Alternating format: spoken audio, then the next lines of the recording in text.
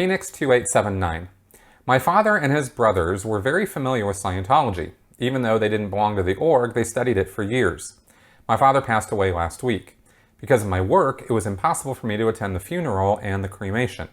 I spoke with his brothers by telephone and they accused me of being ungrateful, having abandoned my father and let him die. They asked me questions, what's your game, what's your reality, what's your ethic, that I didn't understand, but I know they belong to the cult jargon.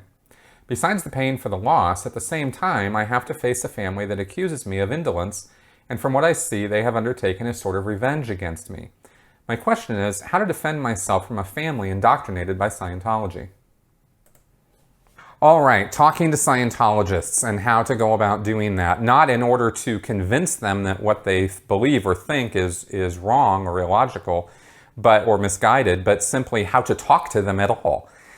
So let's go ahead and talk about this. Now, one thing Scientologists are trained in with communication, we've talked about the communications course, and people know about sitting and doing these TRs, these training routines or drills that Scientologists do on communication, where they sit and stare at each other for hours and stuff. But there are other parts to that that can help you in talking to Scientologists, okay? One of those points is acknowledgments. Acknowledging people's communication for Scientologists is very, very important. This is something they're trained in with those TRs. TR0 is the sitting and staring. TR1 is delivering a communication to somebody. And TR2 is acknowledging somebody's communication, right? So if I say to you, the sky is blue, a Scientologist will expect, if they're saying that to you, they will expect an acknowledgement back to that communication. And I'm stressing this because for Scientologists, it's really important. So if the Scientologist says to you, the sky is blue, it's good for you to respond with, okay, wow, or thanks, or I got it, or something that indicate that you heard, you got their communication and you've heard and understand it. And when Scientologists are upset, the acknowledgement becomes super important, because that's the way that they will get that you are listening to them and that you understand what they're saying and that you care about what they're saying. So, now I'm not sure, all I have is your question to work on. Your uncles were, interrogating you over the phone, it sounds like, and when it sounded like they were quite upset. So the first thing to do with a Scientologist, and maybe some of what I'm talking about here has broader application, but I'm focusing my answer here on how you deal with Scientologists, because this is what they want from you, okay? When they're upset about something, first off, the first thing they want is they want to know you heard them.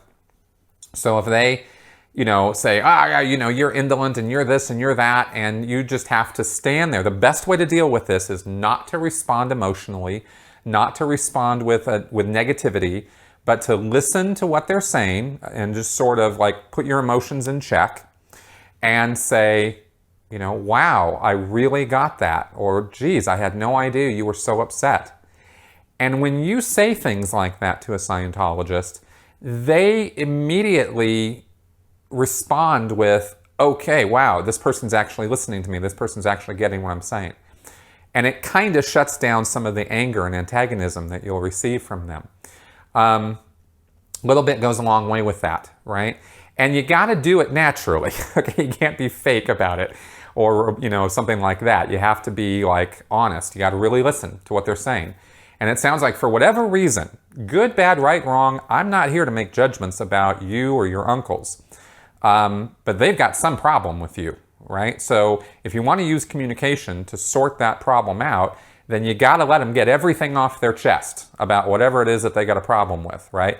And now they're asking you accusative type questions. So first you just go, okay, what's the problem? What did I do? Or what do you think I did?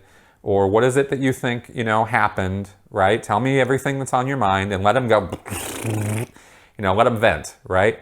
And then go, wow, I get it. That's, wow, And if they said anything that you can acknowledge as to how you might have been in the wrong, okay, you are a horrible son, and you never called your dad, and you, one time you didn't give him a Christmas present or something. I'm just making shit up here. But if that was true, if the only thing out of all of that was true was that you didn't give him a Christmas present one year, your answer to that would be, yeah, you're right. I really should have gotten him that Christmas present that year, and now that he's gone, I'm really upset that I didn't do that, right? So acknowledge again anything they're saying that is true or is right. Get that out of the way by acknowledging it, right? Okay, yeah, that was bad.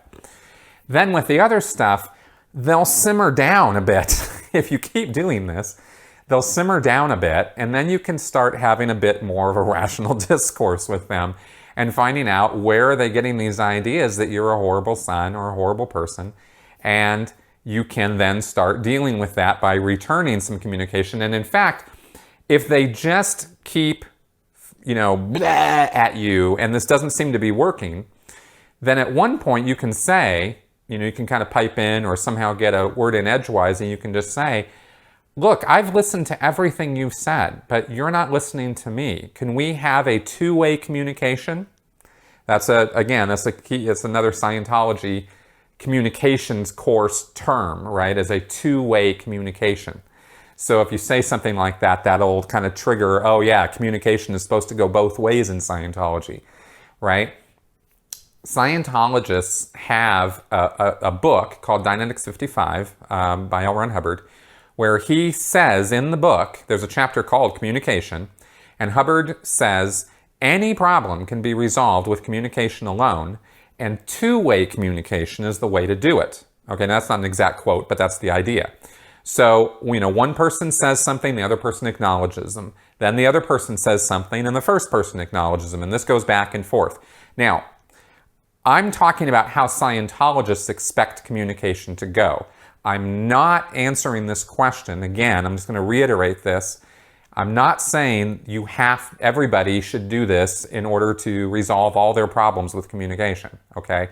I'm just talking about how to talk to Scientologists. So I hope that information helps you. If not, let me know. Ask me some more questions or something, or email me at askchristhelton@gmail.com, and I'll see what else I can do to answer this for you. But I thought in answering this in a public way like this might give a little bit more insight into that communication stuff that people ask me about all the time, and the Scientology mindset in regards to resolving difficulties that people are having. So there you go.